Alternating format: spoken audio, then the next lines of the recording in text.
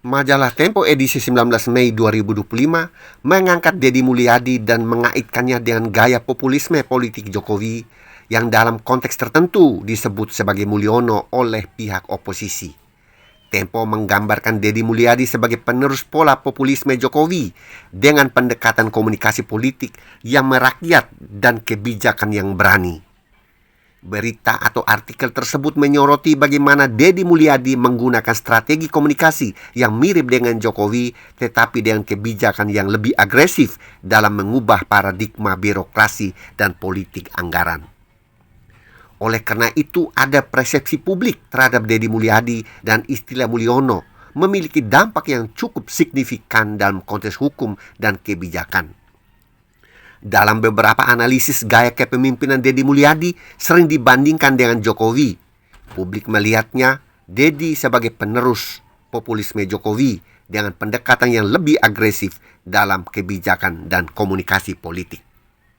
Dampak hukum dari persepsi ini bisa terlihat dalam beberapa aspek, diantaranya adalah popularitas dan citra publik dapat mempengaruhi penerimaan kebijakan. Misalnya, kebijakan Deddy Mulyadi yang kontroversial seperti pengiriman remaja nakal ke barak militer mendapat reaksi beragam dari masyarakat dan pakar hukum. Jika persepsi publik terhadap kebijakan ini negatif, maka bisa muncul gugatan hukum atau revisi kebijakan. Gaya kepemimpinan yang lebih populis seringkali mendorong perubahan regulasi yang lebih cepat dan langsung. Deddy Mulyadi misalnya dikenal dengan kebijakan pemutihan pajak kendaraan dan pembongkaran villa di daerah resapan air untuk mengatasi banjir. Persepsi publik terhadap kebijakan ini bisa menentukan apakah regulasi tersebut akan diperkuat atau ditentang secara hukum. Jika persepsi publik terhadap seorang pemimpin sangat kuat, maka bisa mempengaruhi keputusan hukum terkait kebijakan atau tindakan politiknya.